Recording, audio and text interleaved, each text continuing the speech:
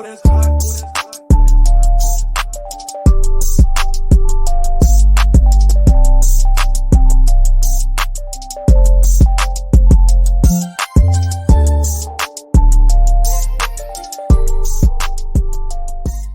everybody, welcome to another episode of Nothing's Wrong podcast. I'm Isabel. And I'm Catherine. And welcome to another Sunday. And today we have a special guest, but when he gets in here, that's when we'll put him on. So guys, make sure you're liking and sharing and doing all that stuff right now before everybody gets up in here. I'm doing the same thing. I'm going to do the same. Yes. How was your weekend? The weekend has literally come and gone. I don't know if I'm the only one who feels as though the weekends or just the weeks just go by like clockwork. Like we're already in the 5th month and it's about to be the 6th month. So I know that's pretty fast. And I'm like, wow, May's already done. Right. So get your life together. I know we've been saying that consistently every weekend, every time. Yes. Get your life together. Get your life together right now by liking, sharing, and following on our social medias at Nothing's Wrong podcast, as you guys can see from the little link below that's telling you everything to do. If you want to support the channel, you could also hit up the Cash App, $ Nothing's Wrong Pod. I also want to give a big thanks. I know she didn't get in here yet. Latwanda, thank you so much for your donation. Yes. It was so nice of you to participate, and I thank you so much for tuning in on Sundays and being involved. And like, I love and I know we tell you guys like, donate and thank you, all of it helps, but when you guys really do, it's like, oh shoot, you guys were like, we're like only half kidding but not kidding at the same time. So when you guys do support us, it's like, okay, I feel y'all, we ain't wasting no time, we feeling this. And that's exactly what this show today is geared to be, a show about demystifying spirituality.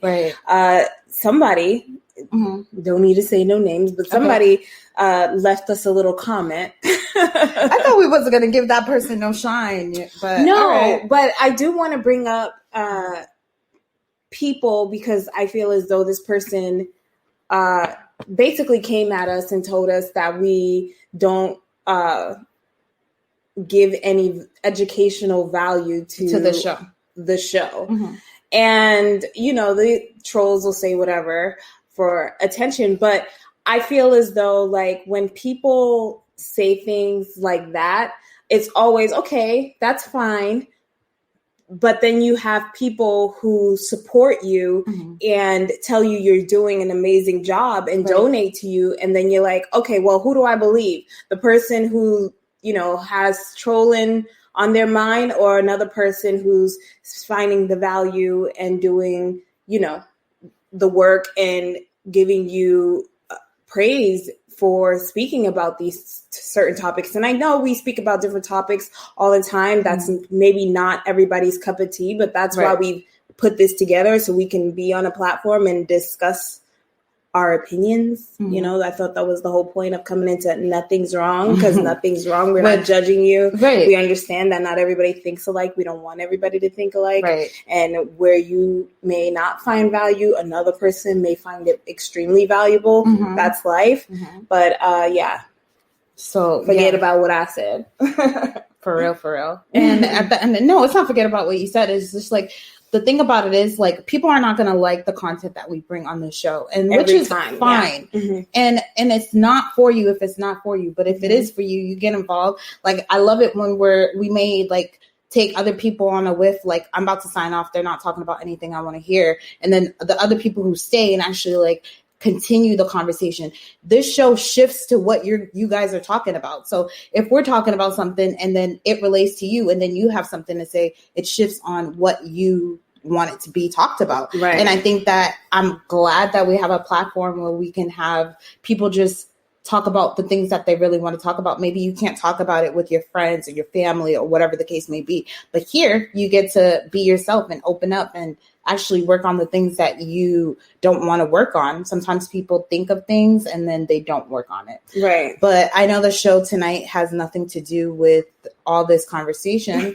But then it kind of does, because I feel as though spirituality comes in different waves and ways in your life. It's not always just like straight up, I'm going to meditate, this is that. And I think that's another thing, because I know this person came from the conscious community, which I have a problem with conscious communities or woke communities or anybody who labels themselves as anything really, because I feel as though it puts you in a box, but that's besides the point. But more so, I feel like people, especially just like I said, want to put you in a box, and we don't necessarily come in the box that's marked spirituality. And some people, because we speak about it, think that that's the only thing that we're going to be talking about. It's like, I thought I was going to come here for spirituality. Yeah. And it's like, sometimes we talk about crypto. Sometimes we talk about relationships. Sometimes we talk about mental health. Sometimes we talk about, dating. We speak about everything. I mean, that was the whole point, but Azari. Whoa. Hey, ladies. Hi, Azari. It's been a while. I know. I was like, whoa. I remember what you doing that over name. here in these parts? Thank you for coming through, Azari. It's been a while. So, we should just get straight into it. Because... And we could talk about how we feel. Right. I'll just resend the link. Okay.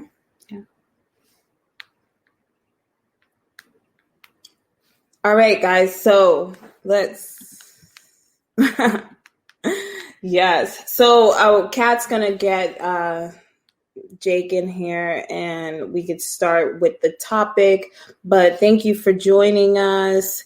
What's the topic? So the topic is basically demystifying spirituality. And we're going to dive deep into traditional religions and the new age spirituality. We have a special guest, Jake Peak, and he's going to be here with us discussing about this topic. And it's going to be really, really fun. A lot of education, a lot of education. I don't know why I said that. A lot of conversations about just our modern world, using spirituality and all of that.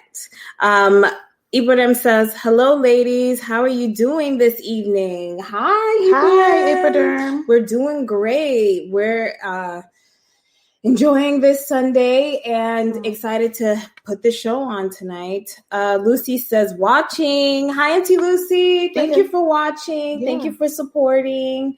Yes. Thank you. We see you guys in here. So yes.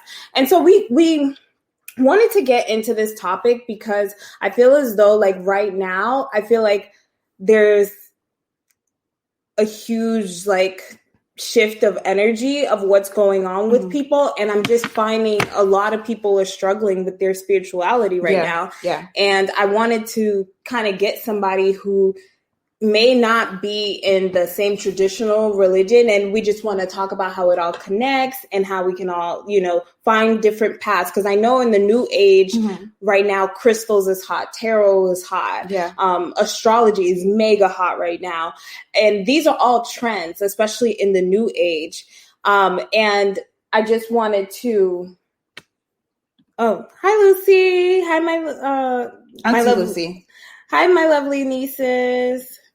Yes. So I just wanted to get into that. So what do you kind of think about, the new age way of this spirituality? And people are kind of remixing it. They're taking like these kind of old traditional spiritual practices and bring it into this new age and then kind of scaring themselves out of it. Yeah, I've seen that a lot for like tarot readers. There was one tarot reader that I really enjoyed.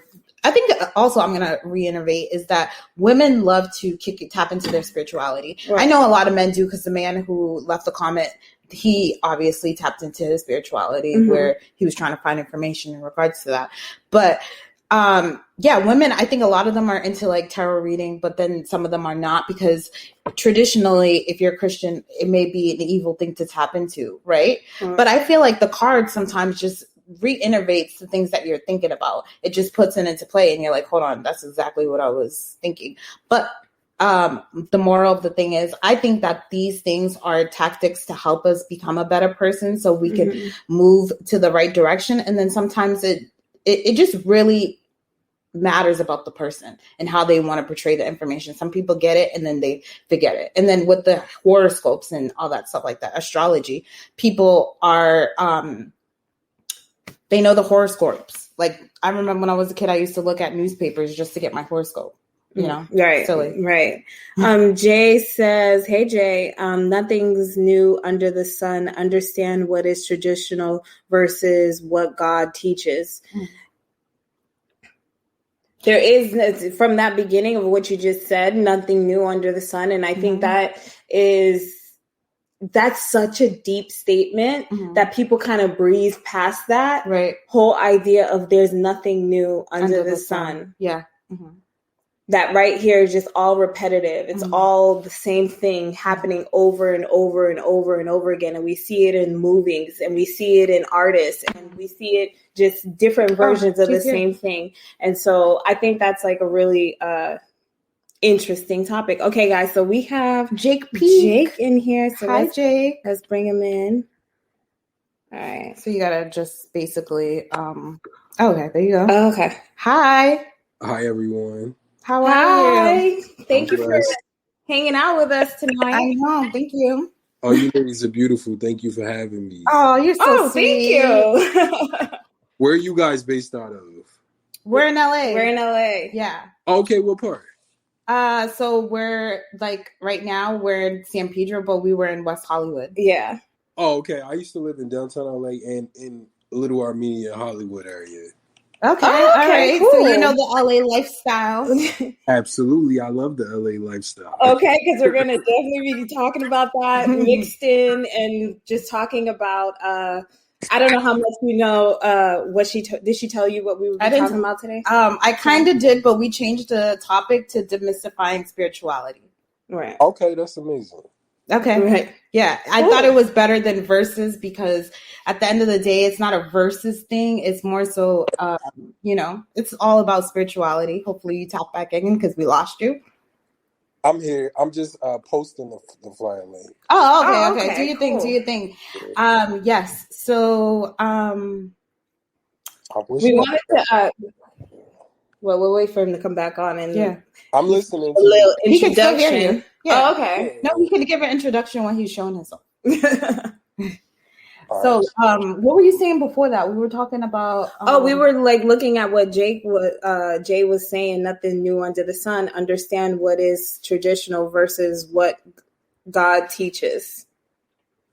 Okay, so Jake, you're back. So, for our viewers who probably don't know who you are. Yeah. We came across a video that you did with Storm Monroe. Shout out to him. And we were watching it together and we were like, okay, he's saying some stuff. He knows some stuff over here. I was like, what? Okay. It's always like a little, you kind of have to tiptoe around people with certain things. And we're Haitian and we know that you were talking about voodoo and Santeria and the different religions and different things like that. So we wanted to definitely have you 3 come weeks in Haiti itself, like literally immersing myself with that spirituality there before. Okay. Oh, cool. We definitely want to, because we're, like she said, we are Haitian, but we didn't tap into the voodoo, and we're Americanized and we're from the East Coast. So a lot of that is like scarcity for people. They think it's evil and they don't want to tap into any of that. And as we got older, those things open up, those avenues open up, and then you look into it and it's like, this is not actually scary. There's a lot to learn here. There's a lot that, wasn't taught that you can actually learn and grow from. So introduce yourself. Let's do it. Okay, so hey everybody, I'm fashion designer Jake V. Peak. I'm a spiritualist. I've been a spiritualist for almost 12 years now. I'm fully initiated into Palo Mayombe, which is a spiritual secret society, fraternity, situation. It's normally looked at as the more African side of Santeria or the darker side of it. But I feel like I was placed within the religion to bring light to it, to the world. I have studied almost every religion and tradition known to man. I love reading. I love consuming it. I love meeting with monks and traveling and spending time in the jungle. It's something I've been doing like on my own for like the last 12 years. And I consider myself an occult master, a spell master, a witch, whatever you want to call it. I don't really know the name for it. To me, it's all different branches of the same tree. The demystification of the spirituality happened within me a long time ago, and I just basically ran with it. Right. Because I wasn't as a spiritual either. I was raised probably just like you guys. My grandmother is still tied to this day. She's a prominent member of the Baptist church. Right.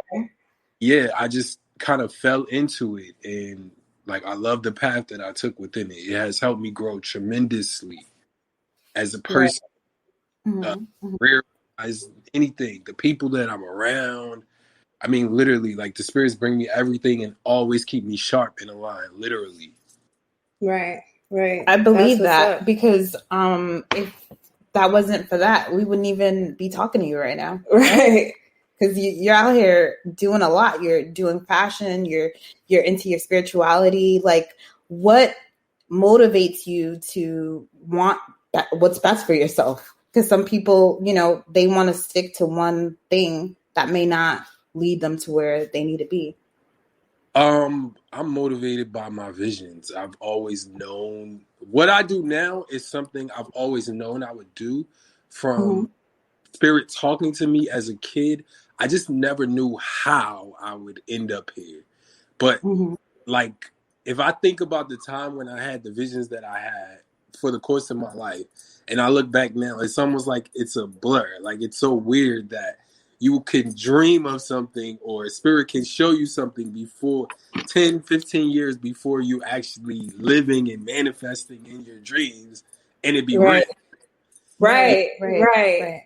That's yeah. So I'm motivated because I want greatness for my life in every single area of my life, whether it comes to my health, my body, my career, my finances, my love life, my family. I want greatness, and I'm not settling for nothing else. My spirits want greatness. I come from literal kings and queens and chiefs. I love that.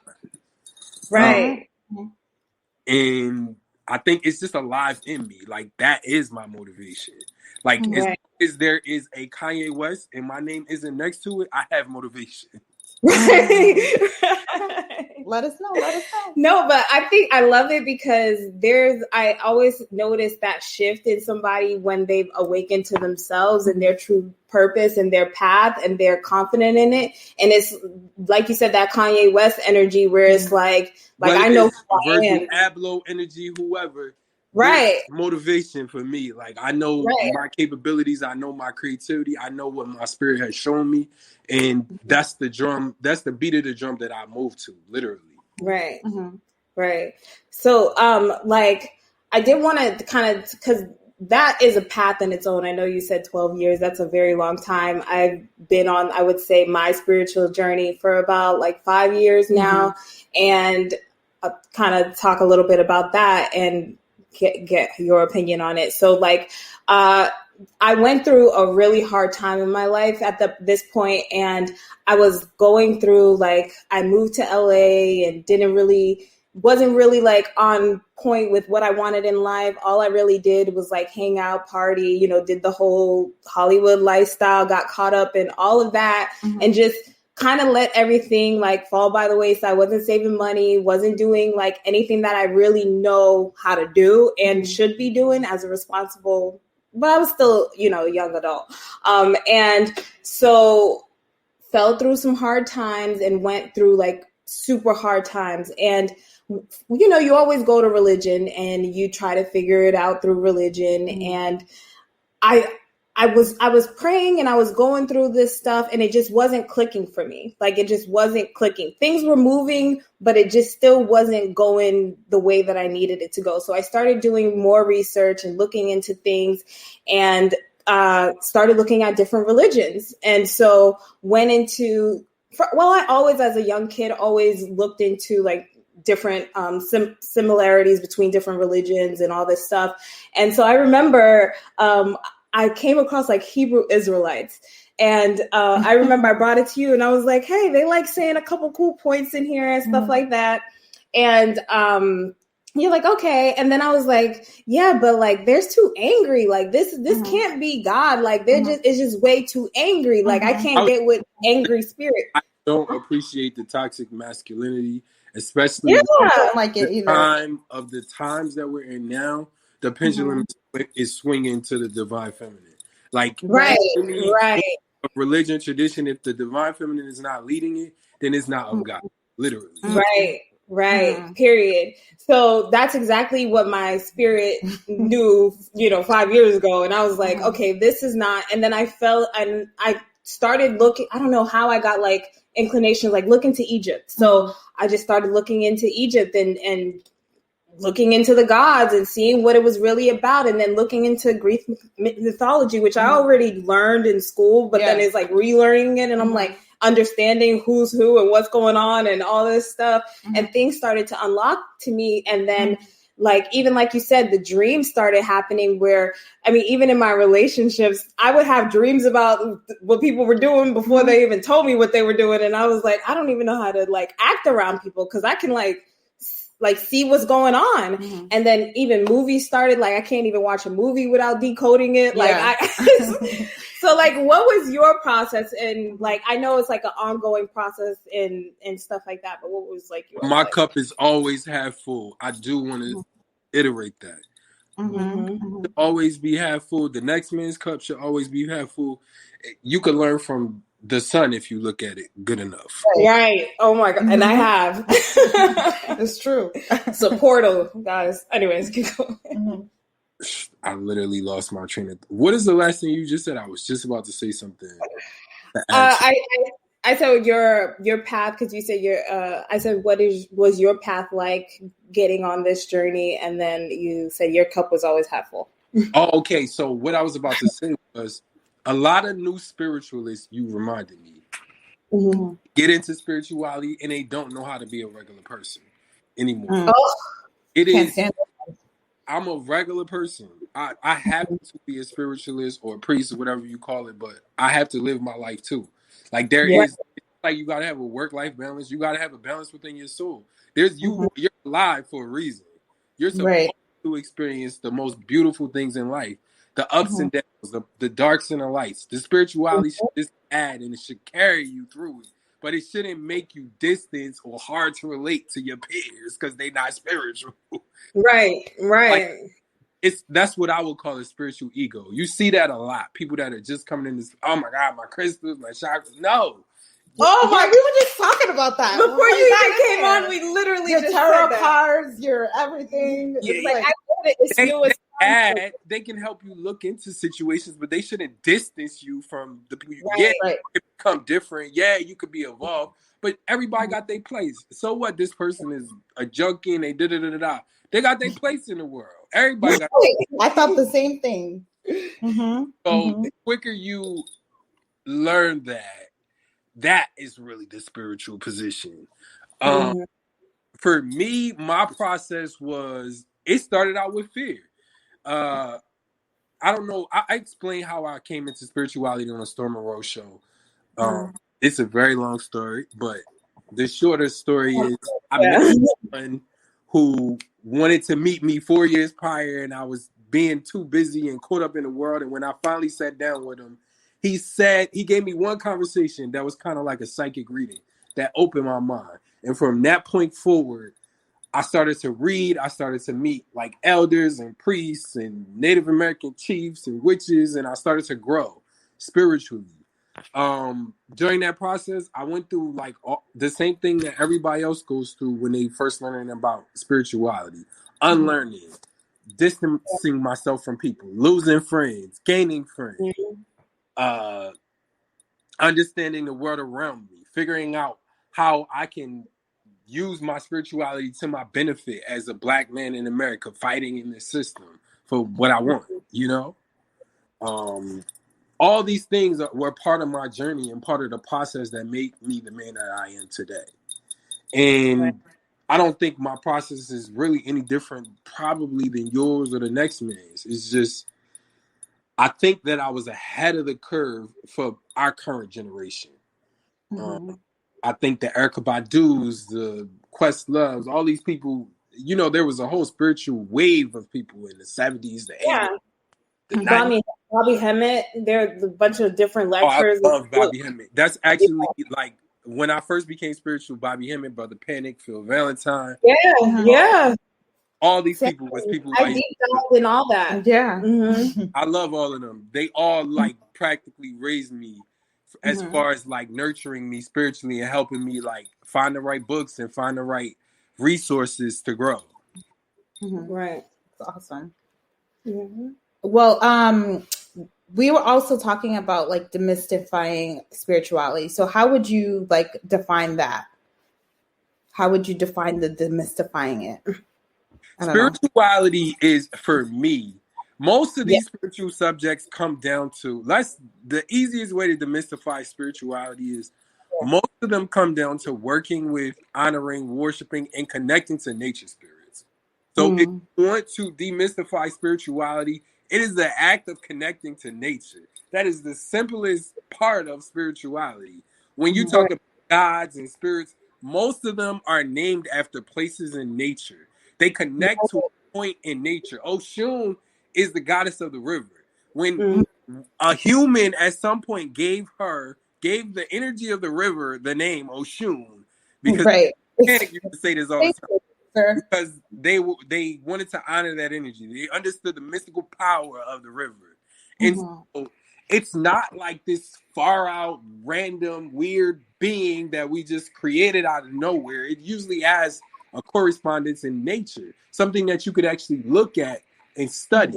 And it was said that the pyramids in Egypt and like the greatest things in our time were created from people like Einstein, who was just able to look at things in nature and decode it and create scientific technology from something that they gained from looking in nature, you know? So spirituality is like the science of studying nature. That's the simplest way to demystify. Voodoo, Palo, Santeria, Yoruba Ifa, Candomblé, Umbanda, Espiritismo, all of these systems are just talking about nature. Literally, human nature, spiritual nature, aspects of nature, all in one. I like that you said that, because with voodoo, when I got a little less like learning about that, because I was watching like things on YouTube and finding out the beauty of Haiti, and it's really beautiful. I haven't been there since I was like 2 years old, so I actually really beautiful. Yeah. And so they were also their government was talking about voodoo, how they, that's the power of Haiti. It's like the spirituality, how they take everything spiritually. So it's like not how evil people say, like people do obviously evil things, like there's good and bad in everything. But yeah, go ahead. No, I'm listening. Keep going. Oh, okay. So what I was wanting to ask was, because you've been to Haiti, right? And have you been to Haiti? I have. Okay, so how was your experience there as an American Black man? As an American traveling through Haiti, it was good. I mean, it was tough. I've seen things that I probably would never want to see again in my life, to be honest with you.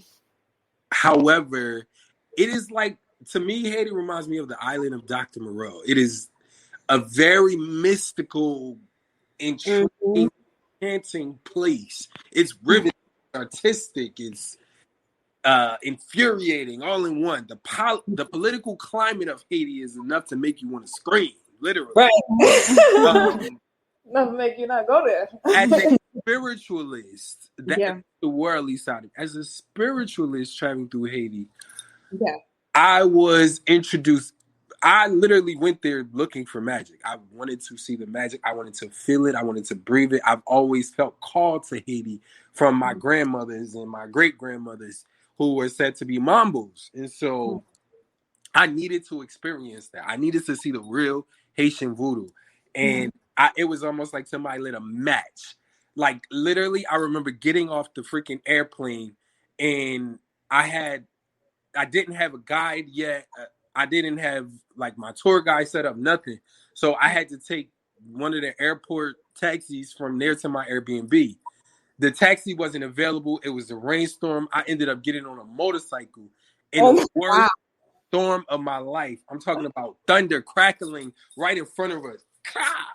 Like that ain't a sign. We rode 2 hours into Kinskoff in the mountains from Port-au-Prince Airport, just storming. Wherever I go, whenever I travel, the spirits welcome me with sometimes a heavy rain or a storm or a light rain, and then the exit is the opposite. So when I went to Haiti, it was this crazy storm that we had to ride through. And I remember, like, if I literally wasn't holding on tight enough, I could have slipped off and fucking died. Literally. Yeah. But like, I can with no health care. The thunderstorm was so powerful that I can still see it in my mind. Like, damn, like I'm really on the back of this motorcycle. I got luggage with me. It was no other options. And I'm like fucking seeing Haiti. Like, it was crazy. Right. But that's awesome that you're alive and made it through, because that's a once in a lifetime experience. But that storm categorized like the spiritual experiences I had in Haiti. Like I saw good, bad, ugly, literally. What I saw that I didn't really take to was, so I participate in spiritual drummings. They call them cajons or tambors in Santeria and Ifa, where the spirits come down, take over, and talk or bless you or dance or commune with regular people. I got to witness and be a part of like some voodoo ceremonies in the middle of like the heart of voodoo country in Haiti, and the spirits treated me like a tourist. Like they literally asked me for money and wanted to dance for me, and it was very weird to me that I didn't fully connect with. Yeah. Because it's like, you know, spirits know you. So it was weird. That was the part that I was just a little bit funny on. I saw some people that was just all about money. I saw some people that was doing amazing stuff in Haiti. And I think it's a place that, like, if you're from there, it's worth exploring. There's a magic there that you can't touch anywhere else in the world. And there's a magic there that can provide a foundation for your life like no other. That magic, that ancestral wisdom, that knowledge was put on this planet to help the Haitian people. I would say it has been used in all kinds of ways for people in politics, for people wanting money, etc., for people wanting wars. But its true core and essence is to help those Haitian people. And you have an ounce of that in your blood. You can work that system amazingly in the most beautiful ways. Yeah, it's working right now. That's actually what we've been working on. My grandfather actually was a businessman in Haiti, and we have some coffee factory. We have some things in Haiti that we're actually now getting ownership. As we go older, now we're figuring it out, and now we have to go. And then the political climate, and people are telling us like, "Oh, don't go now," but it's like, I don't live in fear. I feel protected. I've been to like the most dangerous places in Mexico with nobody there to help me, and I've been fine. So I'm like, how come I can't go to Haiti and take care of myself over there? Right. But I did want to say this, because like a lot of these religions and practices, what you would think African Black people would be more susceptible to and open to, I see that they're more afraid of it rather than, you know, Caucasians or other groups. Afraid of it? Sorry? Why are they afraid of it? Because it's not Jesus. Because they've been programmed to be afraid. Exactly. That's what I was getting to. And, you know, then I have friends out here, especially that are completely open to it, practice it, do things on this. And these are like Caucasian, successful people, and, people who are open to these different religions, whether it be, Hindu or whatever. It's just whatever they're going to get to what they want. Mm-hmm. And I feel as though that is like a correlation to the issues that the Black community has in America, is that was cut off. Working with our spirits. Right there. We're afraid of it. Not me. Because if we've had these conversations with people, and it's literally like, close the door. We're not talking about it. It's not Jesus. I don't want to hear it. And I'm like, you don't even know Jesus. The part is that our spirits will fight for us. Our spirits will love us. Our spirits will kill for us. We have no reason to want for anything on this planet, because this planet is ours and our spirits and God's first. Mm-hmm. The minute that a larger, broader population of us starts to reconnect to our ancestors, which is happening slowly but surely, we will regain more footing on this planet in a more positive light. Exactly. Whether that be more ownership, whether that be more control of the world, whether that be more just completely being kings and queens again, who knows? But what I will say is that time is definitely here, and it's coming, and every day more and more and more of our youth are waking up spiritually. Yes. A lot of us are getting caught in crystals and Wicca and YouTube, TikTok spirituality, but there's way more that needs to be done from your own bloodline, from your people. There's ways to honor and work with them that if you don't do it this way, they don't even hear you. Right. That's 100%. I love that you said that, because the younger generation are doing what a lot of because the older generation, they're set in their ways. They don't want to change. They know this is how it is. They're gonna die thinking this way. But I love that the youth and the people. But I think it's an individual thing. I think individually, you're gonna go through a dangerous moment. I've always told our listeners, like, you're gonna get to a point where you're in danger, and then you're gonna finally figure out a way to then you wake up. Yeah, exactly. And that was like the same thing. Like with us, is like when we woke up, we woke my mom up. That's how it happens. The same thing with me. And she was like, and then she started noticing, and then she's older, obviously an older woman, and so like you said, it's not an age thing, it's an individual thing. And I think, like, to even what he said is like, because I believe in like people doing the individual work. Like if you're going through a hard situation, you need to figure it out, and you can get through it. Like nothing is permanent. It's just temporary failures. It's not real. You can always get out of something. And I think when people give up and they think that, well, I'll wait for somebody to come save me, whether it be the government, whether it be Jesus, whether it be any, come save me. That's where you get stuck. It's when you take the responsibility and you say, you know what, I have to make the proper changes. I need to connect with myself on a deeper level, need to connect with my ancestors. I need to know what's actually going on here. And that was like part of, like, for my, I would say, awakening or whatever. I first realized what was around me, like, uncovering the government and seeing what was really going on, the puppets and all that. And then I was like, okay, I see what the world is like. Now let me see what I'm like. Like, I see all of that, but what about me? And then 2020, like, especially, that's when we were saying 2020 vision, and everybody got this vision and seeing. And then 2021, it's like, now everything's getting exposed. Everything is exposed for you. And it's like, now it's kind of like, I'm just seeing the divide in people kind of, and it's interesting, but yeah. I don't know. Literally, I think you hit the nail on the head. Hit it. Yeah. What do you feel the experience for, like, the 2020 vision and the exposing through spirituality? Do you think that it's something that we as humans had to experience this with the gods? Yeah, with the gods, the warfare. Like, because I feel like the veil is dropped and, like, everybody's here. Well, they've been here. I think that it's more so of people now noticing that they are here, the ones that see the vision. Yeah. And that's why things were being exposed, because it's always been here, but now you can see, And so I definitely seen, and it's crazy to me that the entertainment industry has gave us the opportunity to know the truth of everything that's going on. I don't know if you ever heard of a show called The Stargate. Yes. We just tapped into that, and I just feel like what you watched the whole season, or you seen just the movie?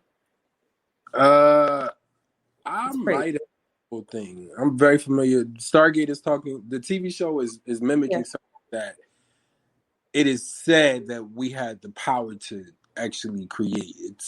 It's basically describing something that Native Americans, Egyptians, portals around the planet that we had access to and we would time travel through and communicate through. And so the TV show and the movie is just an exemplification of that. Exactly. Right. And that's what I realized, like working in Hollywood and all of that, like being behind the scenes and knowing how movies are made and how like things are produced, even the news. And I try to tell people, they don't want to hear me. And I'm like, everything's a show, guys. You got to know the show goes on and, you know, things are whatever, not as they seem. And what I like, especially like we were saying, like everything, the stories are always just the same stories and told in different ways, but it's the same stories about these same gods, personalities, characters. That's just continuing on. And that's kind of what Jay was saying, nothing new under the sun. Like we're in a constant cycle of like the same stuff being recycled over and over, like the Matrix, just like, we're in this like Matrix right there. Yeah. For me, with Black Hollywood specifically, we need to start telling our stories. We tell everybody else's story. We tell every hurt and pain and sadness and traumas that have been fed to us. But bare minimal are we telling our magic? Are we waking ourselves up? There's a reason why Disney and the white media and the Hollywood mafia shows and is waking all their children up with every movie they can get. A lot of times with our magic. We need to be doing that times 20. It could do it better. But then when you watch the media and the black when you watch the black shows, it's like we kind of just make fun of ourselves all day. And it's like that's not gonna actually This is a level of programming. And it's a level of programming for the last 30, 40 years. And until it's going to take a lot of undoings, a lot of truths, a lot of situations for people to come up out of it. Right.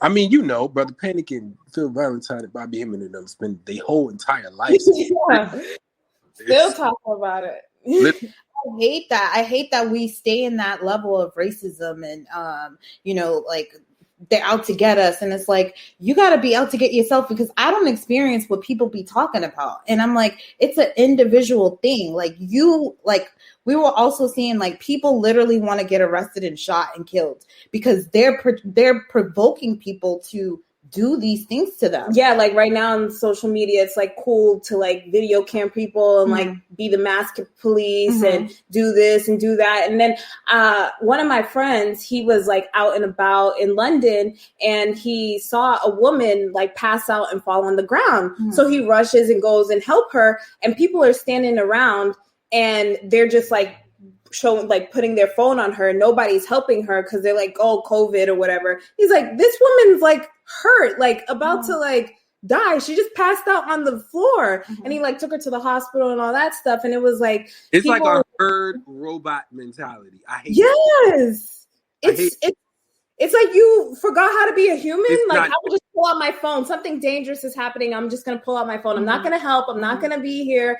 I'm going to use COVID as an excuse not to help you. And it's just like, I think it also has to do with home training as well. When I was in high school, we used to go to this skating ring that was really popular with like all the ratchets and the hood people, and they were always fighting. And my mom and dad used to like get on us, don't pull out your phone, you don't got to see that. And sooner or later, somebody got shot watching one of the fights, so on and so forth. Like, it's the same thing. That's not how you handle these type of situations. And I don't know. I just think we got to come up out of all of that. I think we will. I think that is what the awakening is about. It's happening on an individual basis. Yeah. But also the illusion of individuality is an illusion. Truthfully speaking, we're all going through the same things, but interrelated at the same time on this planet. It's a collective force. Right. And the illusion is what appears as individual experience. Right. Because that's the divide. It's like the illusion of, you know, just all the polarities. That's all an illusion because it's all just half of the same thing. It's just one thing. It's one. Well, actually, it's not one. It's the zero, the whole thing. But we break it up in pieces and we're broken up apart. And that I feel as though like we are waking up. But I think the biggest wake up is people are going to wake up to the media that's been lying to them. And I think that, and this, I know we're on social networks now, but being like canceled or blocked or a lot of things that we say, you know, they'll put like a little, oh, you can't say that at the end of it and stuff like that. And it's like a lot of that. They don't want you to wake up the people they want to. Because they know there's a big mass awakening and more people are, because I know even some spiritual people, and we were saying this before, that they were super deep into tarot and all the crystals and stuff like that. And something happened and then they, you know, was like, oh, forget all that. I'm running back to Jesus and I don't want to talk about that stuff anymore. And I'm like, okay, you know, some people, you know, and so some people have those experiences in life for a reason. And, right. You know, sometimes it works for them, sometimes it doesn't. I'm not a person who preaches. I don't believe in proselytizing. Right. Look, if praying to the green frog over there work for you, if it makes you feel loved and it makes you feel happy and it lights up your spirit, then pray to the green frog. Yeah. Right. Yeah. Praying to the tree outside and giving it offerings and talking to the spirits of the tree gives you amazing insight, gives you amazing dreams, helps your family, then pray to the tree outside. Literally. But find your faith. That's the only thing I preach. Find your faith. When some shit go down here, when buildings blow up, when a war starts, when somebody in your family gets into a freak accident, who do you run to? You should know that it shouldn't be when the situation happens. That sense of faith is so important to your experience on this planet, to your existence, to knowing who you are, to walking in your purposes, having a sense of faith. That's where me and atheism divide. I went down that road too, and that is exactly where it divided with me, because I was like, no, I've been through way too many experiences. I've seen way too much as a kid. I can't go that road. Like I feel like there's people who like kind of block themselves from the spirit or probably never had access. But if you had real experiences, I think it's kind of hard to go down that road. Yeah, it just doesn't add up. Yeah, literally. Yeah.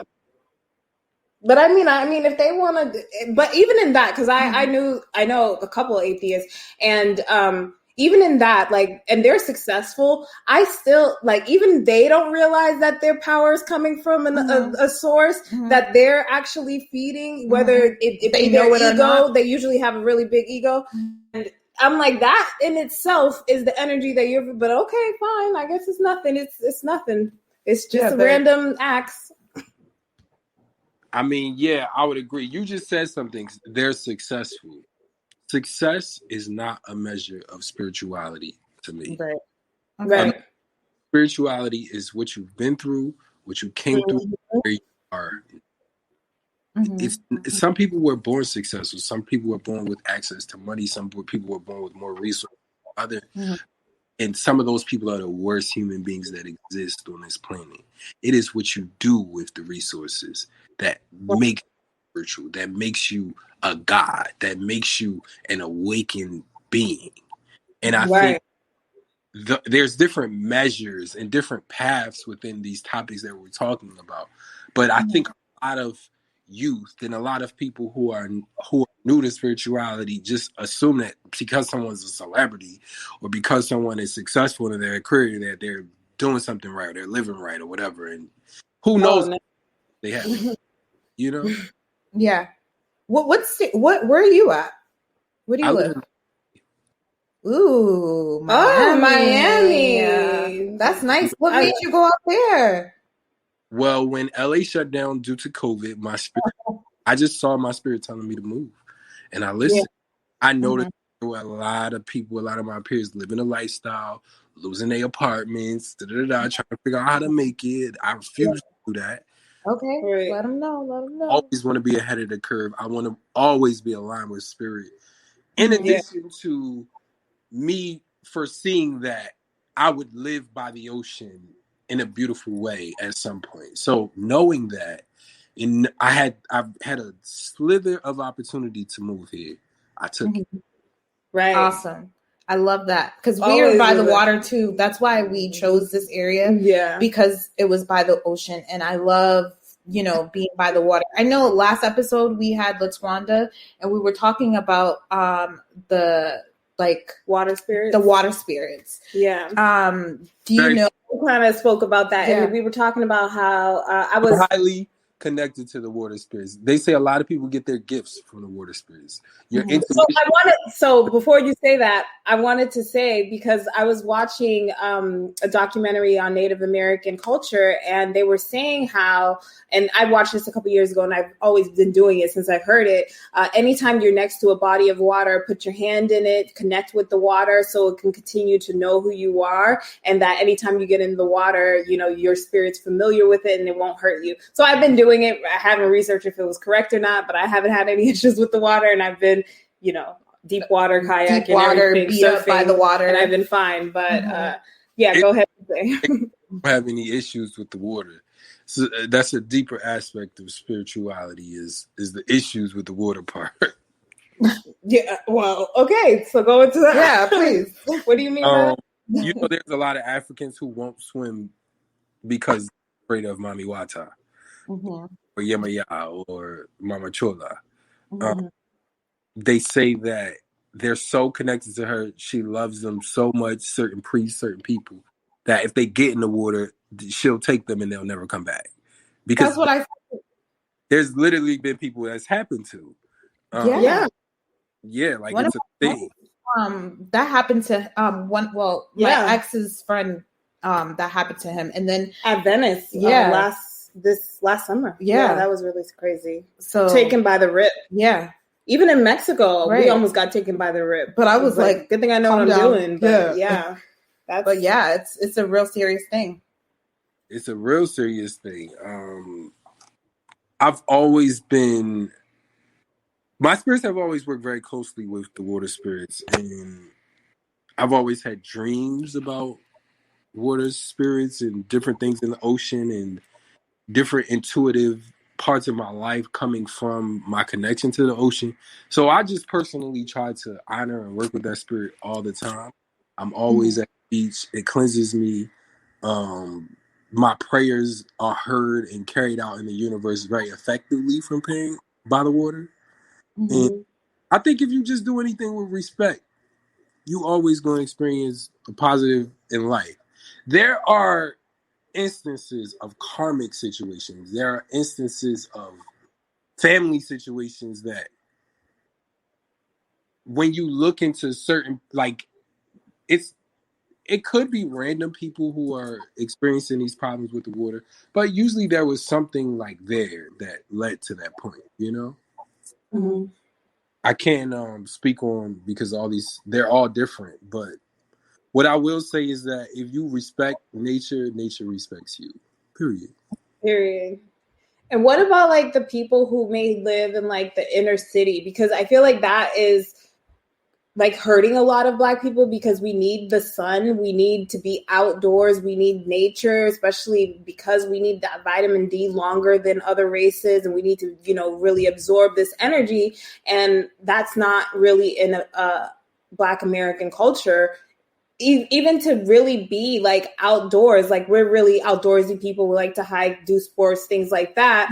And I feel like a lot of our issues, you kind of hinted, is a lot of the remedies is just kind of being in nature, connecting with nature and all of that. So yeah, what do you think about that? I think that, again, it's a level of fear and program response. The news tell you don't go outside from COVID. Now it's a whole lot of people who just stop going outside and probably will fall habit outside. Yeah. Or not being outside without a mask, which is crazy to me. Like I know they put out that mandate, and I was like, "Who was outside with a mask on?" I didn't exactly. To me, like, the sun is healing to the body. Your body can feed the sun, literally. You could fast from sunlight in itself. And I just think, like, we got to be smart. We got to be sensible. We got to have common sense. We got to do our own research. We got to teach ourselves. We can't depend on the media to help us grow. The media has a job, and the media works for those who want to oppress us. And you know that your oppressors are in control, you have to act like it. I think we need to just start acting like it. A lot of people of color are too, if you ask me in my opinion, and I mean, this is a no. We're too consumed with entertainment. We want to we want to pass time. We want to be our idle time. Our idle minds is our downfalls. If you ask me, there's so many things we could do better than being in a club. Than even though it's amazing for us to dance and be connected and experience community.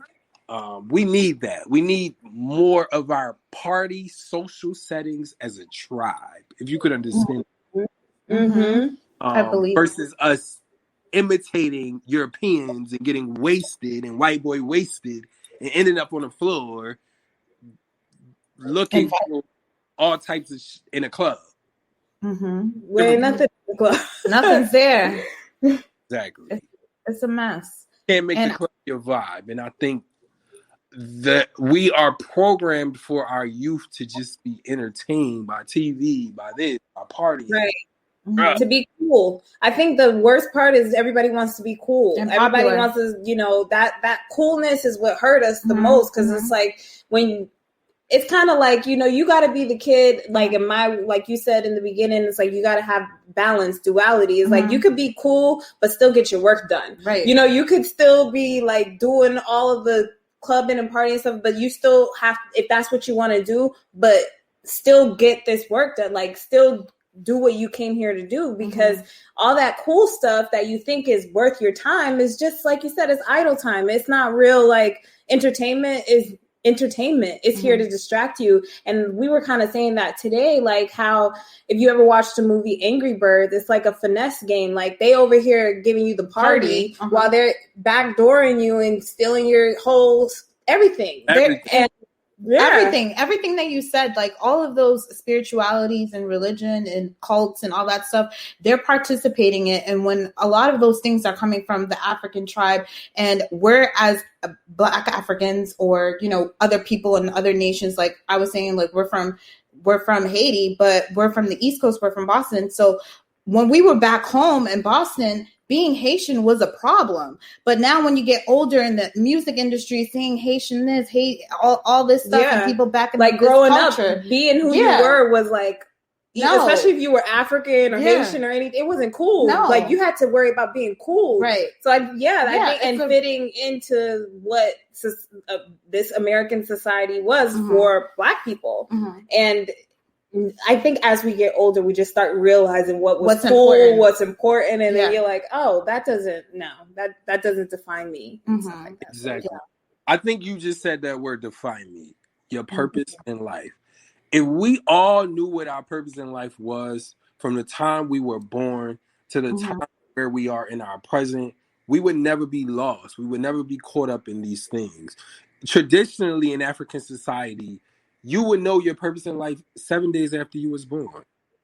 Black people don't practices anymore. We don't know. We don't know anything. So we walking around lost. We got a bunch of boys pretending to be men and doing what they see their peers do. And the sooner that we realize that it's all a game, that, we have our place in this world and we have our way of doing things in this world that works for us, the quicker we'll all wake up and come together and change this world collectively, literally.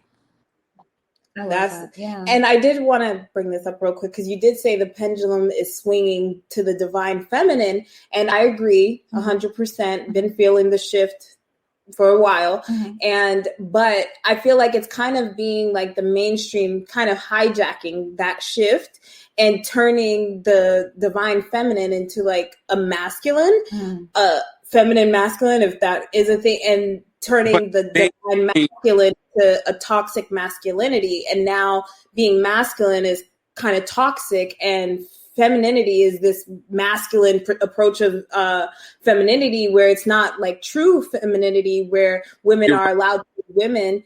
And it's like a hijack of what's actually happening. And yeah. But you just said it. You started off with mainstream. The mainstream is not your God. Number one. Say that again to people that watch us, because they need to know that. It's not my God. What I see on the news, I don't even watch the news, low key. Neither. Don't know what the weather's like, nothing. I never even watched the weather. And to this day, I used to literally stick my hand outside and be like, this is how I'm going to go out. And lead with my intuition. And that helps my connection to nature be more powerful. I say that to say, when I lost my train of thought again. We were talking about divine femininity being hijacked by mainstream. So I was saying that to say, the mainstream, it's its job is to go for what our oppressors want. So they always gonna hijack every system. They always have, they always will. It doesn't mean that we have to let them hijack our minds. We know what's going on. You know who you are aligned with, what are you supposed to be doing, who you're supposed to be within you. Right. Nobody else outside could tell you anything if you have a solid foundation. The problem is most of us don't have a solid foundation. Right. Most of us don't have a solid spiritual foundation. Right. And if you did, nobody else could ever shift or shake you. The minute we fix that, it won't matter what the mainstream say, what they point, whether it's feminine or masculine or whatever, they could try and do whatever. I think that in the end, we're still going to end up on top. We're still swinging in a time of the divine feminine, no matter if someone tries to control it or not. Right. And we got to let that all go. Like the way we've been doing things for the last 100 years, it's got to be different. We in a whole new era, literally. Right. Yeah. Yeah. 100%. I think that is facts. Yeah. And what I feel as well is that there's rules to this game, and you got to know the instruction. And I think that we weren't given the instructions of how this world works. And so everybody's just following this one particular person or thing or spirit or whatever the case may be. And it's now time for, our people to find themselves throughout this journey. And I'm so glad that you came on here and you said your piece on, a lot of things that can actually help a lot of people out and really guide them to, knowing what it is. And I know we didn't go deep into like some of the santerias and all that stuff. Do you have a few moments? I don't know if you're in a rush. Yeah, I do have a few moments. And what I was going to say another thing. I learned Santeria from people from Cuba, Mexico, Brazil, Venezuela, Ecuador, Peru, basically the Latin culture at large. One thing that I realized is that we do not do as people of color is that they don't make any moves in their life without consulting spirit. If we did that, I don't mean consult a psychic. I don't mean always consult a spirit in itself. But if you learn to trust your intuition and speak and manifest and check in with your intuition or check in with the matriarchs and the elders in your family, so on and so forth, and get their wise wisdom, we will be a lot further.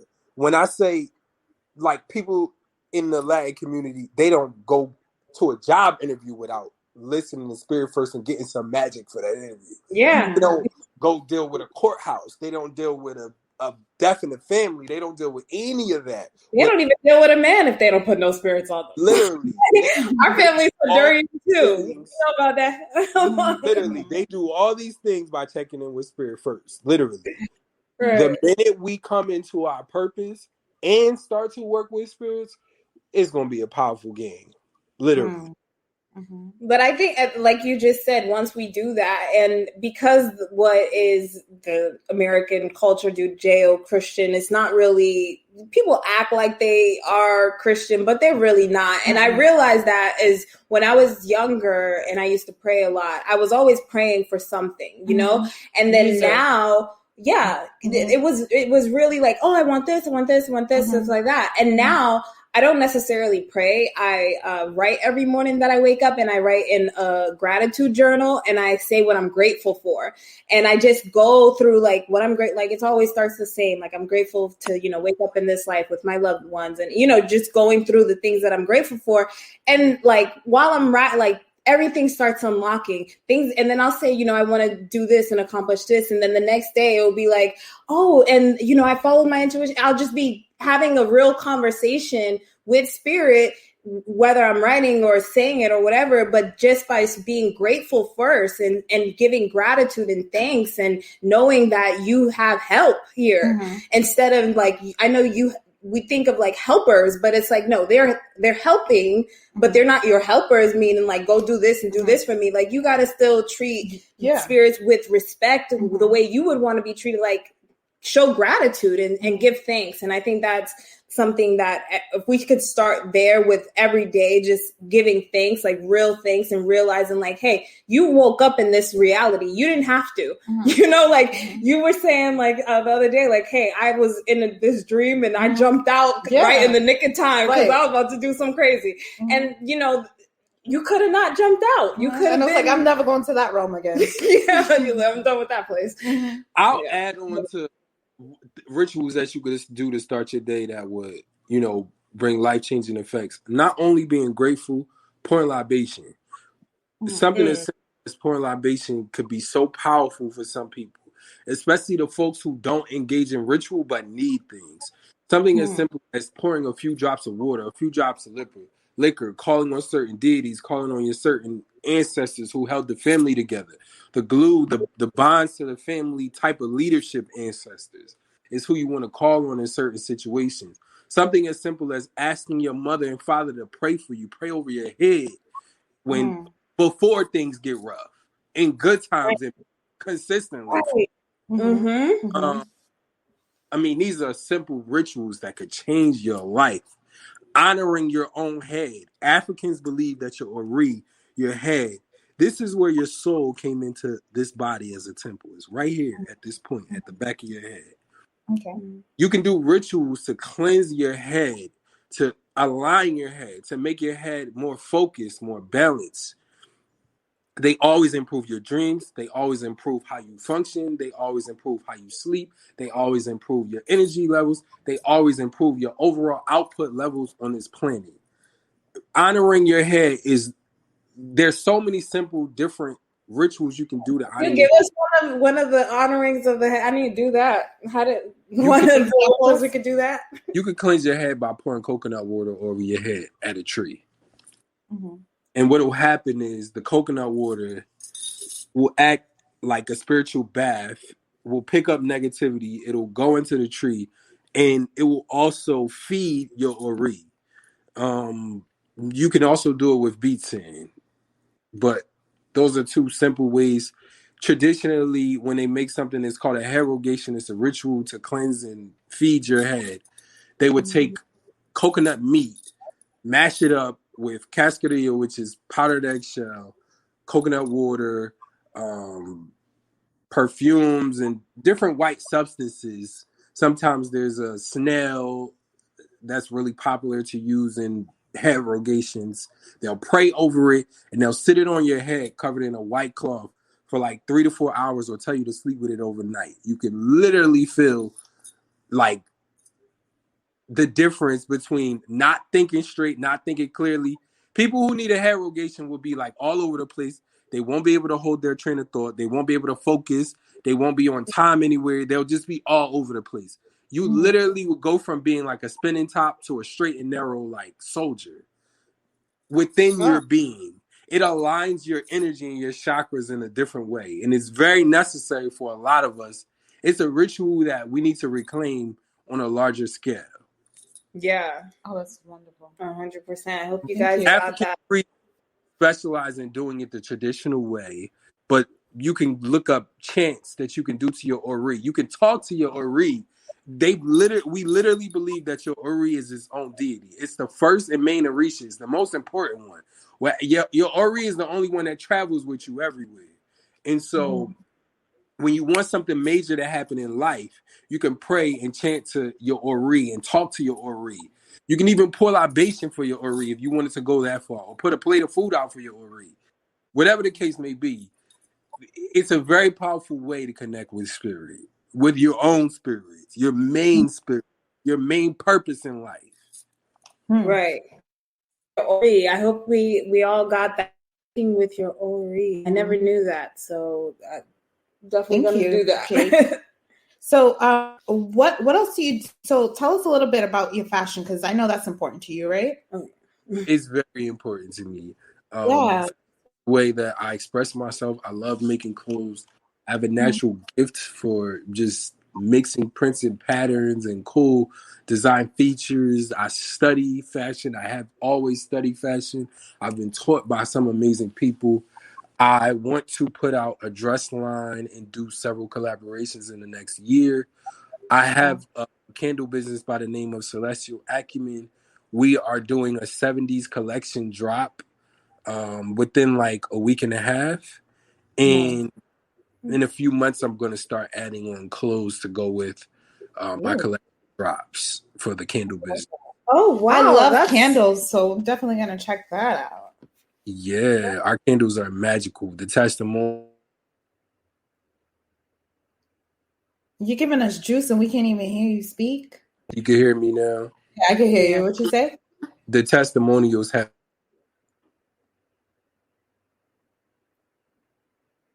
I think when you're doing something, we can't hear you. No. No. No. No. No, we cannot hear you. We can't hear you. It's your end. I don't know what you was doing, but you lost the sound. No. We can't hear you now. Nope. We can't hear your whistles. Nah. Nothing. No. Okay, guys. Why don't you come back in? Yeah. So you could tell us where we can find your candles. Yeah, just come back into the room. We can't hear you. Come back in. Yeah. Yeah. So, I mean, this has been a great conversation. Yes. Thank you, Shireen, for being here. Yeah. Hi, ladies. Interesting conversation. Yes, it was. Yes, it's very interesting. And thank you guys for listening, because that means that you are open to hearing different religions, different spiritual practices. Henzi says, good evening, my beautiful ladies. Good evening. Thank you for being here. Okay, Jake is back in here. Okay, right. Sorry for the disruption. You know, maybe the powers that be. Who knows? Right. They didn't want to have you speaking. We don't know what you were saying. So my candle company is called Celestial Acumen. It's a blessed manifestation technology company. I originally launched it a few months before I spoke on the Storm Road platform. In the last 3 months, we sold over, let's say, 8,000 candles. Yeah. Huge. We got hundreds of positive testimonials on the magic that confers from me and my sister blessing these candles and just putting nothing but family, ancestral love into them to change people's lives. Literally, every candle we sell has a purpose. They all come with rituals in order for you to help you guys manifest in a stronger way. Simple rituals like those things that I was telling you about, the Ori, talking to your mother, and things like that. We're relaunching. We completely sold out for the last 2 months. We revamped the product. We revamped the packaging. We revamped the oils in the candle. We started over to make just a superior product than what's out there. We're about to drop in a week and a half. Around the 21st, we'll start taking pre-orders. We sell out usually in the first week. Yay. It's a limited supply, so you gotta get it quick. Yeah, I'm definitely gonna jump in there. I love candles and candle magic. They smell amazing. Okay. And the next collection drop is going to focus on helping people sleep better, cleansing people with rainwater. And the third candle is called Electric Groove because it's a 70s drop. And that's just about aligning all your chakras. So those are the three purposes that we're targeting this collection. Last collection, we did Royal Blessings, which was a money manifestation. It worked miracles for people. We had people hit the lottery. We had people get jobs. We had people secure apartments. We also did the clearing last time. The clearing literally just broke away spells, negativity, cleansed people's homes. Literally, I have people who have businesses that had amazing cleansings from using these candle products. Are those still available, or is the next drop not going to be? They're going to have to wait until the spirit tells me to bring those energies aligned again. So we literally create these products as a family with my spirits. My spirits tell me what people need, and I put them out into these products. Amazing. I love everything is hand poured. Everything is made with love. I've been a fashion designer for 12 years, so we really put the fashion edge into a spiritual product. Beautiful packaging, everything curated in a fashion sense, you know? Amazing. Yeah, I mean, it's amazing. I work with fashion as well, so I definitely I love your idea of combining a collection with clothes and a candle. So it only makes sense that I add in clothes because clothes is something that I do very well. Right. And it's something that the world hasn't even seen what I have to contribute to, you know, creating beauty in the fashion sense. The world hasn't seen it yet. And so I think that is the next alignment for us, is to start putting out clothes. I always want to focus, from now on, I want to focus on women's clothes first. So it'll be something like women's tops and women's dresses and swim. Ooh, nice. Can't wait to see these. And will these be, I know maybe early, this will be in the luxury market? No. I always want to do stuff it's like affordable luxury. It's always going to be over H&M, Zara's price point, but never like Louis Vuitton prices. So like mid-range brands. Mid-range bridge price point. Okay, great. That's awesome. Amazing, good quality stuff. Like probably around Ivy Park, a little bit more expensive than them. Okay, nice. Because I do believe in quality. I've been working in the luxury market, mid-range luxury market, and I think that's also something spiritual. What I think, and with fashion, especially when you get a quality product and with quality materials, and you have real people making things. The company that I'm with, and we work in Morocco with artisans over there. So it's like handmade, and it's like their energy of their crafting is in it. And I think that's important, especially with the waste and way we use clothes, and with Fashion Novas, like these are cheap lead filled clothes. Right. Yeah. Fashion.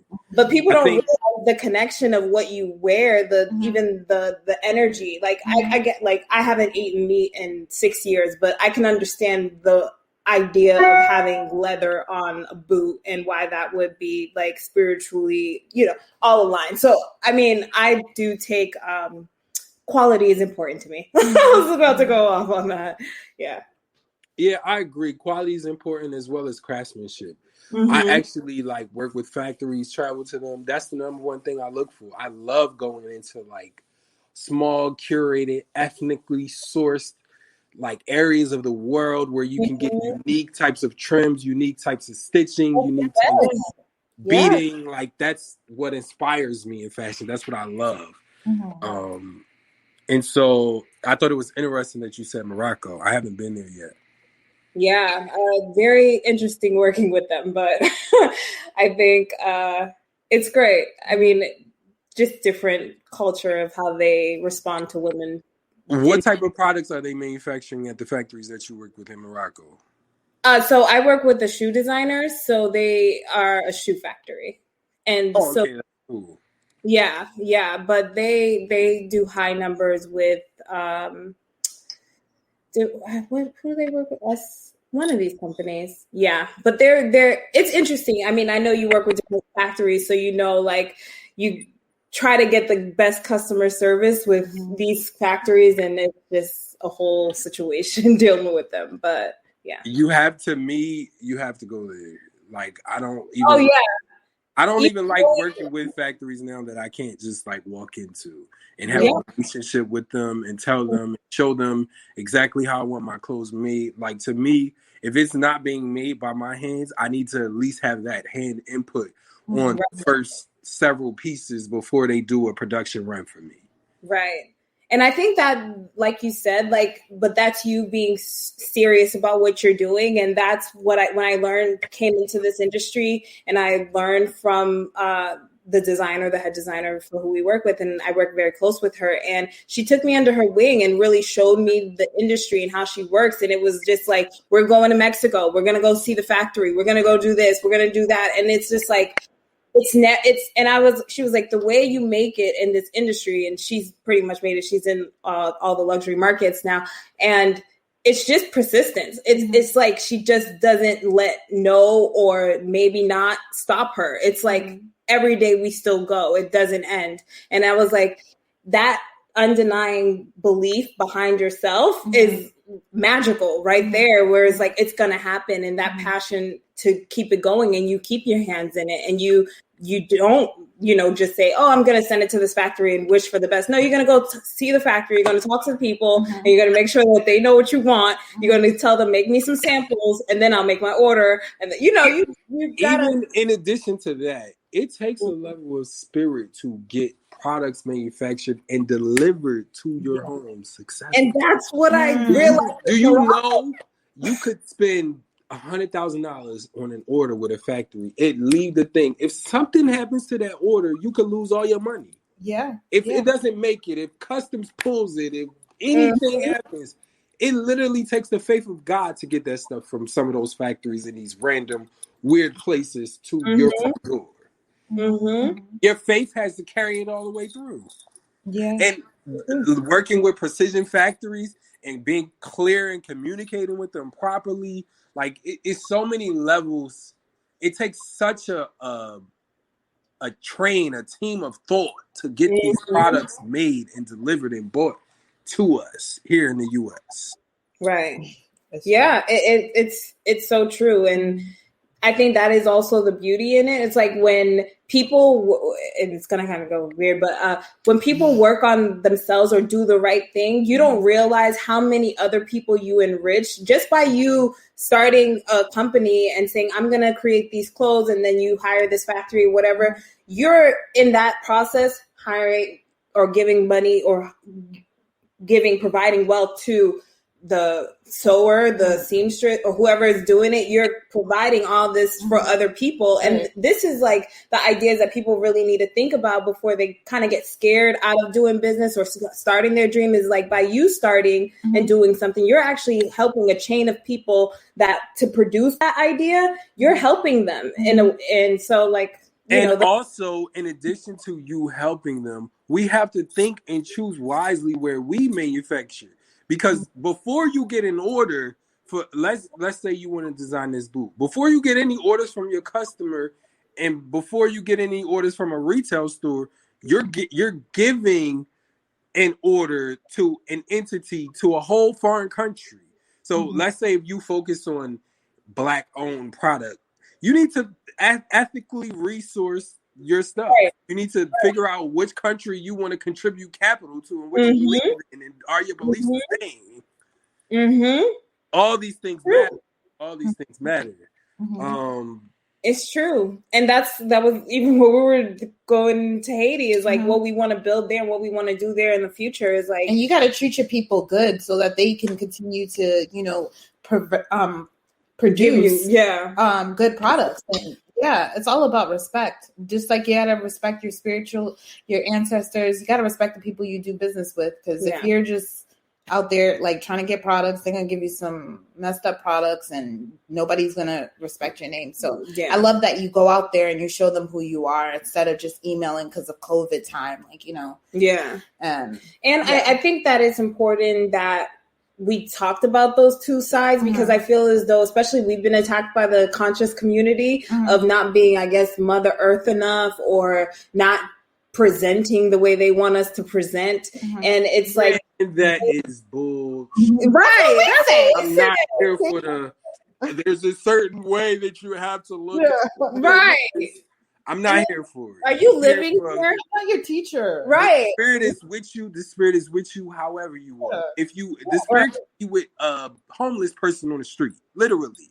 Yeah, they talking to them. The spirit could be with a king or chief. It comes in all shapes and forms. There's no set way. You don't got to look like Erykah Badu to be a good spiritualist. You could look like regular Judy Sims, whatever you are. Right, exactly. And I just wanted people to actually see, like, no, you can look different. You can have other ambitions and still be connected. You could still do whatever you want to do and still be connected to your spiritual. So it doesn't come in a certain packaging. It doesn't come in the same story. It's individual, but also the same, like you said. Jake, where can they find you on social media or websites? All that. My Instagram is at Jake V Priest, JAKEV as in Victor, PREIZT on Instagram. I also have a TikTok. I'm slowly building that. My website is www.celestialacumen.com, CELESTIALACUMEN.com. Again, we're launching our second drop. In about a week and a half, we'll do pre-orders for about a week. Then we'll just go into regular selling for about another week. We'll probably sell out, ship right away, and that's how we do our system. Nice. Thank you so much for tuning in with us. Thank you for being a kind person and say, I don't know who you are, but I'll come check you out. And I'll come chat with you. Yeah. So we appreciate you. Does anybody in your audience have any questions? Oh, yeah. They be scary. I don't know. Like, sometimes they have questions. Sometimes they run and hide. I don't know. What y'all got today? Do you got something to say? Usually they be having questions. I don't see anything. Oh, yeah. They put it in there perfectly. Let's see. Nothing's new. Understand. Yeah. Maybe not. Okay. And you know what they do sometimes too? They tune in the next day and then they might implement some questions. Yeah, because we got a lot of East Coast people, and I guess their time zone is sleeping. I don't know. You know, we be late for our own show, so. It happens. Yeah, right. I mean, it's our show, so we do what we want. Go on, though. When you get started, and exactly. Who need to hear the message. Right, exactly. The spirits come on because we be freestyling. We just be coming on here, and then whatever our spirits tell us to talk about, that's what we be talking about. So, really, and that's how you should move, literally.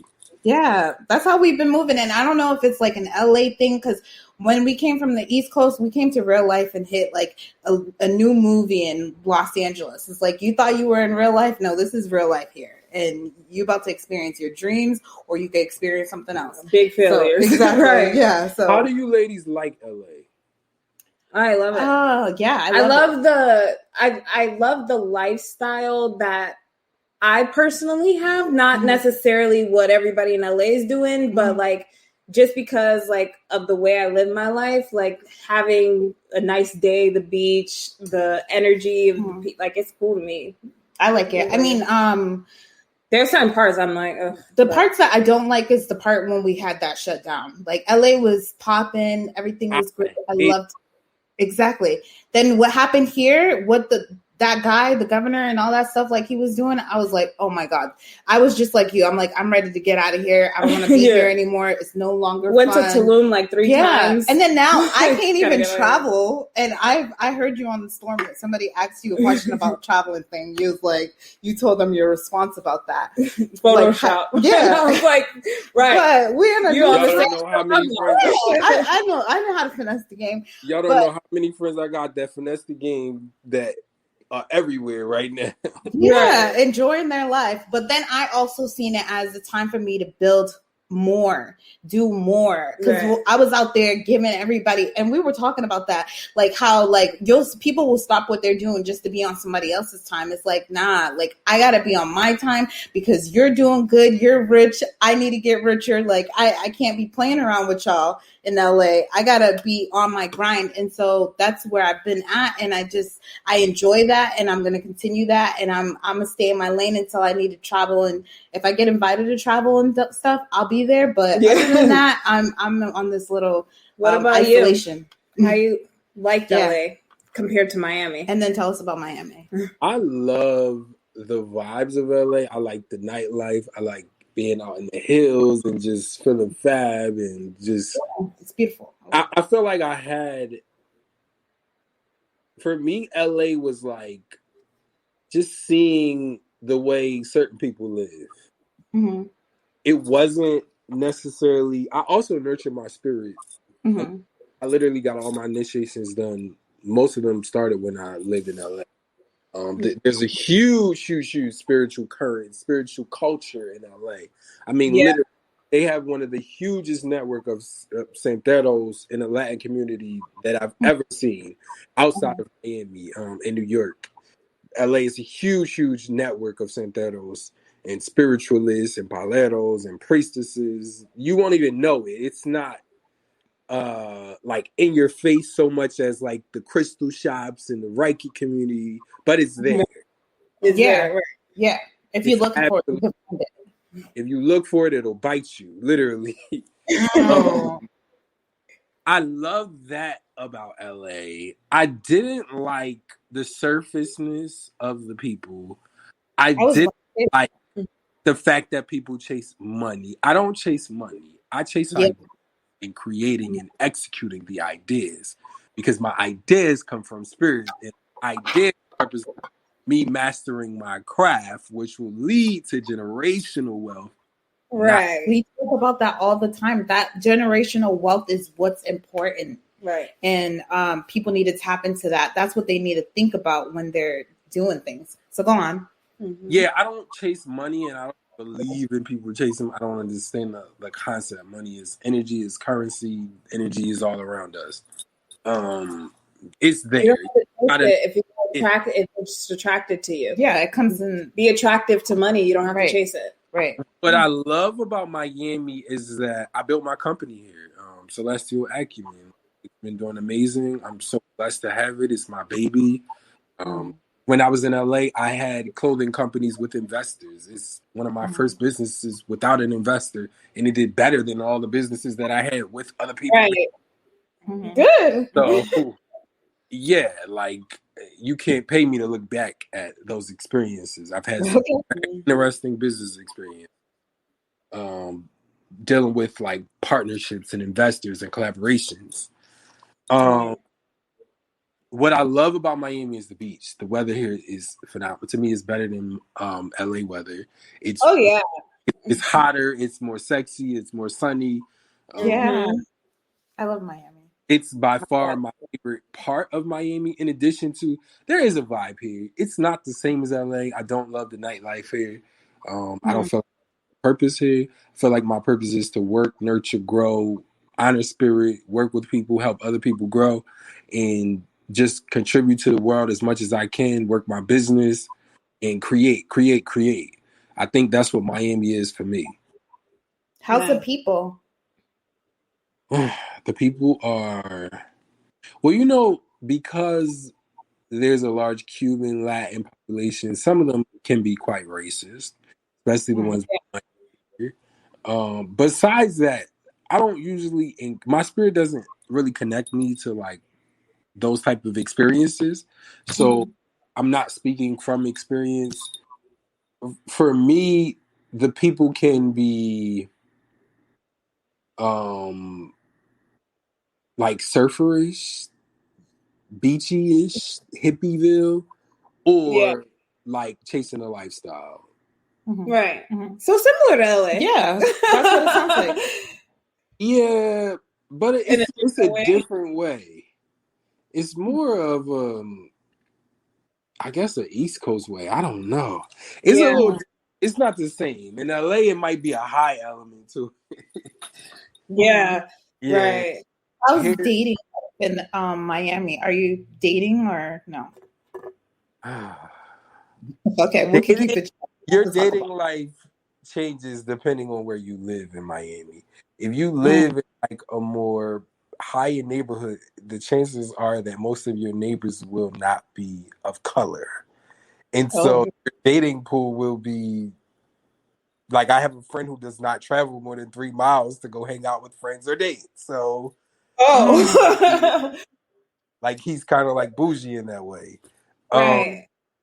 Keep it local. Why not? Yeah. So like if you dating someone like that, you ain't gonna see them. So like to me, dating is iffy. Dating is just as iffy here as it is in LA.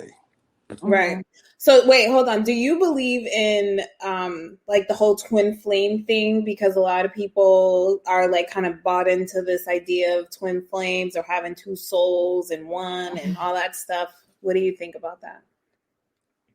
I do believe in multiple soulmates, multiple twin flames. I literally just, for me, love. You couldn't have multiple twin flames. You can have multiple soulmates, but twin flames, isn't it supposed to be one person? I don't know. They changed the rules. I don't know. I don't know. And spirituality. Let's talk about love. This is all like breakdowns of love. You can manifest, you can attract love at different times according to your planetary chart and according to whether you are aligned with your purpose and what your ancestors gift you. It's that simple. If you are in a season for love, it'll show up. If you are loving on yourself, outward love will come, period. It could. You have multiple options. You always do. There's no one in all being in any of those categories. There's no one soulmate. There's no one twin flame. There's no one for that. You have multiple. Some people choose to be with one person or settle in one relationship. But if it doesn't work for you, work on self and allow another one to manifest. Literally. That's my firm belief in love. And it has always worked with me and for me. And that's how I operate with love. Those are my personal beliefs with love. If one shoe don't fit, don't work right, get another one. Oh, okay, yeah, 100%. I believe that 100%. And the other one's going to be a better one. And that has always happened to me. Anytime the other one will be a better one if you do the work. Period. Yeah. Period. But I also think by declaring it as well, I think when people get stuck into, but will I find somebody like this? I'm like, no. Even when I was working different jobs, anytime I left a job, I'm like, I'm going to get a better one. Always got a better one. Anytime like another boyfriend, like, going to get a better one. Got a better one. And then you kind of realize it's like, nothing really is like set in stone. If I want this story to change, I could change it anytime I want to. You create the story. Right, right. It's like you're in control of how this is going to play out. So if you're not happy here, let them go. Get another one. But I feel like men find a new one pretty quickly. It could be like 2 weeks. Y'all already moved on. I did say find a new one as if move on, but I don't mean move on quickly. I'm talking about when you're aligned and when you're doing it consciously with purpose, with manifestation, and with intent. If you experience a negative in a relationship and it does not work for you, take the process, do what you need to heal, move on slowly. I don't mean just change shoes. Like some of these men are tripping and just being disrespectful and abusive and abusing themselves and hurting others. That's not what I find a new one. What I mean is don't settle. If you know you can manifest something magical and your current situation and experience is not magical, then allow some magic to come in your life. Right. That's what I mean. Right. Awesome.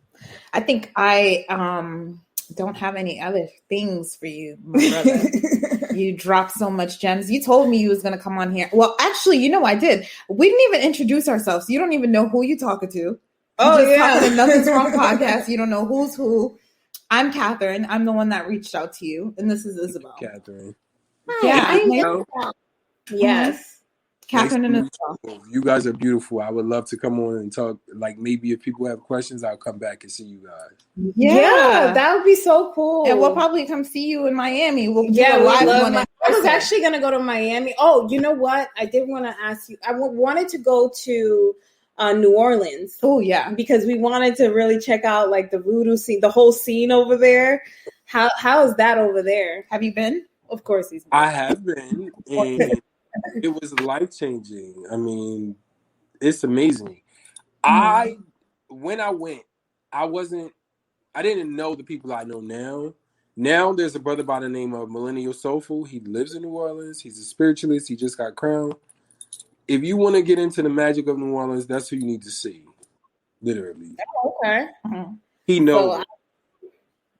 He know you? I said he knows. Like he knows the right people, places. He knows the magic. He knows the people on the ground. I had a hard time. New Orleans isn't like how it used to be with magic. New Orleans was the capital of hoodoo, the capital of the magical essence of our people back in the day. But now, since Hurricane Katrina, we do not own the same level of business that we used to own in the French Quarter and in the main places of New Orleans tourist attractions. And so if you go into a hoodoo or a witch shop, this is chances are that it's not Black owned. And so really, it's, to me, I found when I was there a few years ago, it was hard to find genuine practitioners in New Orleans. However, I just didn't know the people that I know now.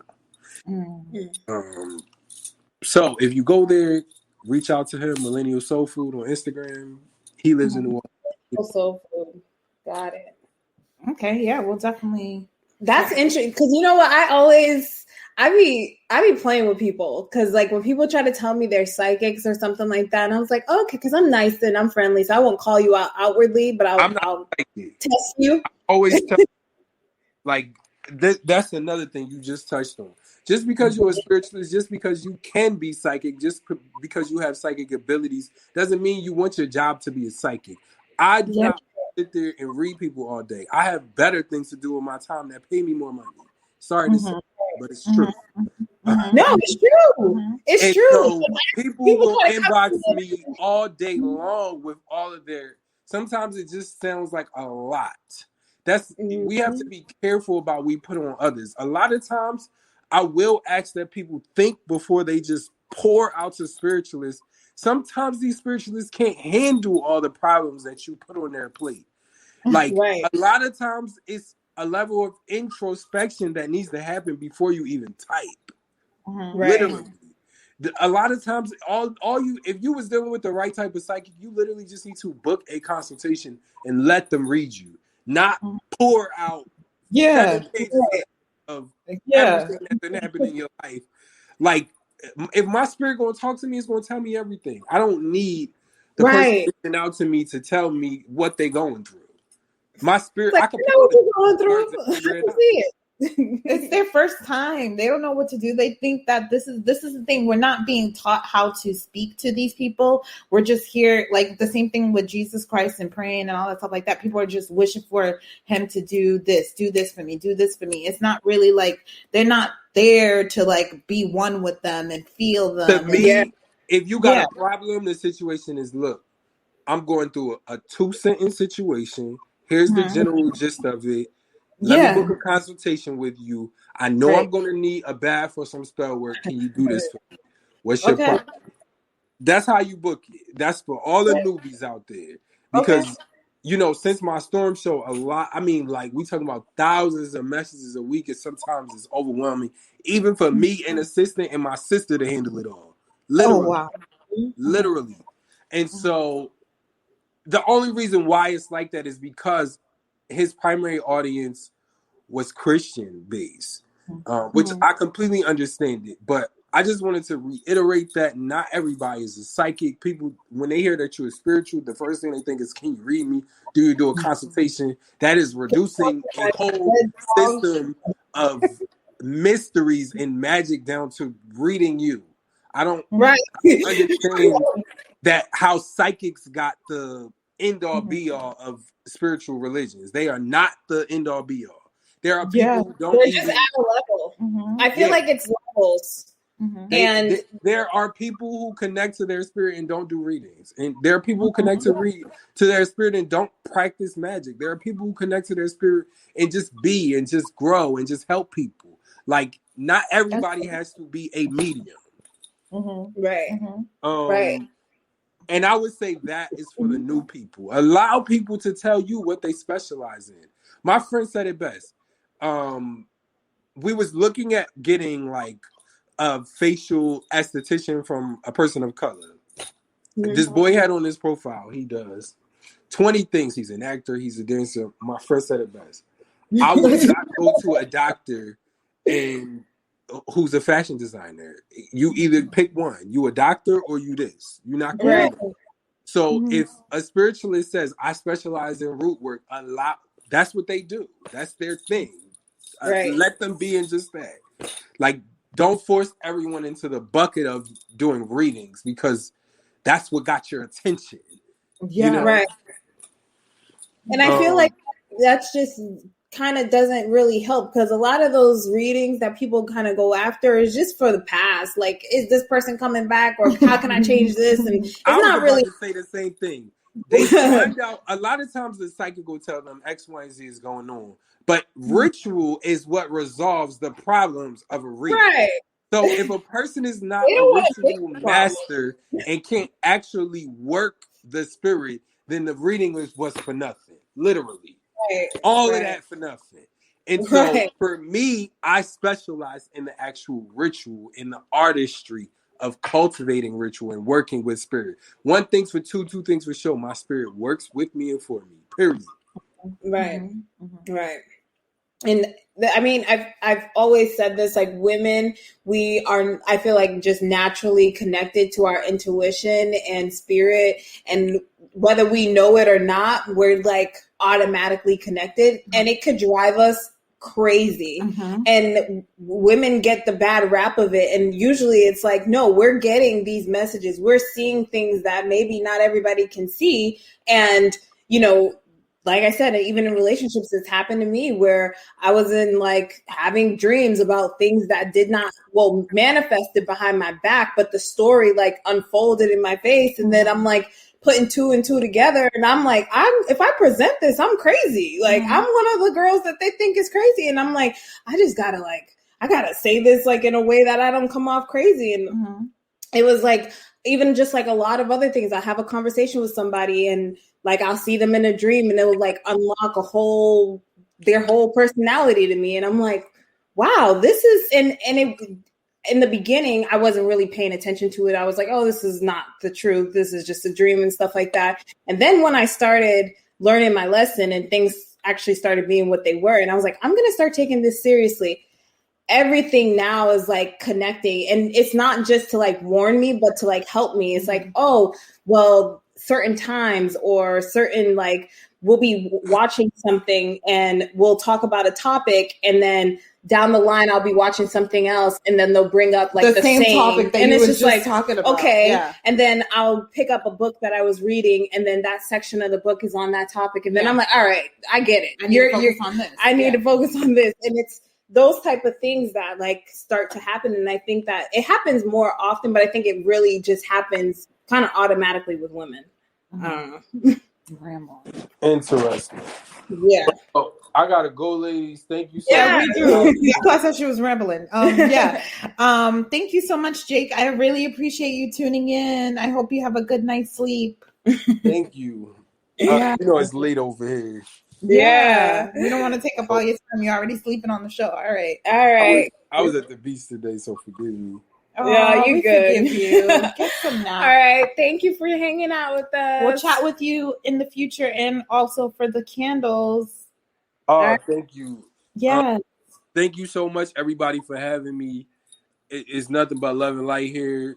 I hope that you all could take these simple words that we spread and just understand that we just trying to introduce y'all to spirit and drop some gems on y'all to begin to connect with spirit. And wherever you are on the journey, is be happy with it, accept it, be grateful of it. Rome was not built overnight. Spirituality does not happen overnight. sometimes it takes people 10, 20 years to get to a certain place within their self. And that is okay. Mm-hmm. I know that the TikTok generation expects everybody to be witches and warlocks overnight. Mm-hmm. That is, and may be the case for, their social network, but it's not necessarily true for the reality of living on this planet. Right. All right. Thank you for that. And we'll talk to you later. Thank you, guys. Have a good night. You too. Thank you. Bye. Okay, guys, that was super fun. Super fun. It was super nice to have someone come in and drop some gems on us. Hope you found some value in that, because we definitely did. Mm-hmm. And thank you again, Jake, for just participating with us tonight. And you guys weren't really in the comments, but we'll get on you about that next week. Okay. So if you are still here, please support the channel by hitting a like, sharing, commenting, telling us how you think about this. Also going on our social medias and following us, downloading some episodes on Spotify, Apple Music, I don't know. Do whatever the streaming networks. Hit some more love on this video. Share this if you think somebody needs to hear this. Also, tap into your spirituality. Go out in nature. The mother of spirituality is out there in nature, and it does exist, y'all. Make sure you also hit up our Cash App. It is $Nothing's Wrong Pod. Yes. If you want to support the channel. Thank you guys for the donations that we got. We really, really appreciate it, because it really puts in more to the channel and we could offer more stuff. Also, I wanted to say before we leave, I want to implement a new segment on the show. Yeah. I want to implement all the singles. If you are single and you're ready to mingle, we want to do a single show, guys. A single show. We're going to most likely do it next week. I'm going to put more promotion into it. And I want you guys who are single to call in and let us know what you're looking for, so that some of our listeners can go ahead and follow your social media, follow you, do whatever that it is, so they can get to know you and be somebody you can possibly date. Yes. So we want to do like I said, call in, tell us what you're looking for, and we want to help you guys with dating. Yes, so, exactly. Yes, we're doing all that. Okay, guys. Yeah, we're gonna go to bed. Great show tonight. We're gonna go to bed, and always remember, nothing's wrong. Nothing's wrong, guys. Thanks for tuning in. We'll see you next time. Bye.